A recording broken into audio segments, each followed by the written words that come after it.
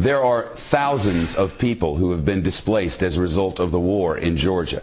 Tens of thousands, even hundreds of thousands if you believe reports.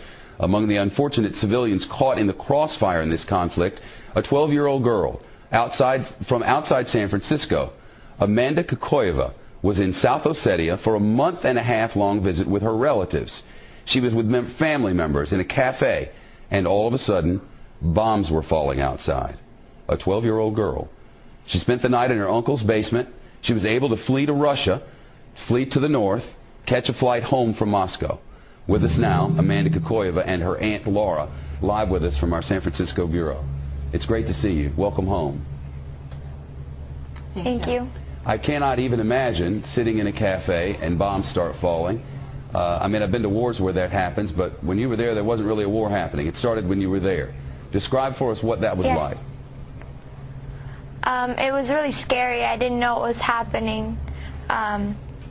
We were just sitting normally, and everybody from outside started running in, and it was just so scary. Where did you go? What did you do? We called my uncle on the restaurant house phone because our cell phones weren't working.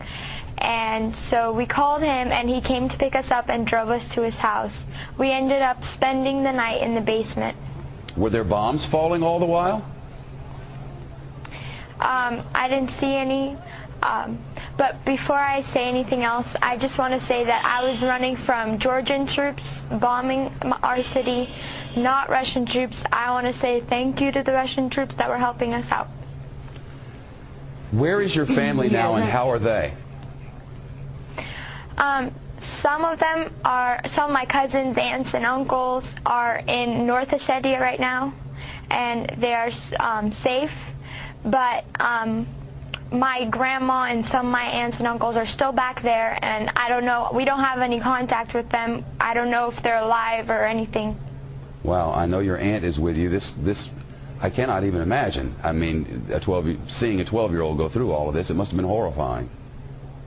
Yeah, it was horrifying for all of us, and main thing I wanted to say on the television, I want you to know to whom to blame on this conflict. That's Mr. Saakashvili, who started this war, and Mr. Saakashvili, who is aggressor, and who in 2 days my people, Ossetian people, were killed and were bombed, and 2,000 people were killed in 1 day, and that's what I am against. I would never cut you off. Unfortunately, a commercial break will take us there in 4 seconds, whether we like it or not. I'll bring you back after the commercial. You don't want to hear that. I'll be right back with you. Stay by. Back with us from San Francisco. This program ends in less than a minute, but I want to give you 30 seconds to complete your thought. So go ahead. Yes, my house is burned in South Ossetia, where I lived, and we can blame only one person, and Georgian government. I'm not blaming Georgian people. I'm blaming Georgian government, and he has to resign. Well, that's certainly what the Russians want. If I had more time, you would get it, but I have but 5 seconds. Thank you both. The young girl's a hero in San Francisco, and understandably, there are gray areas in war.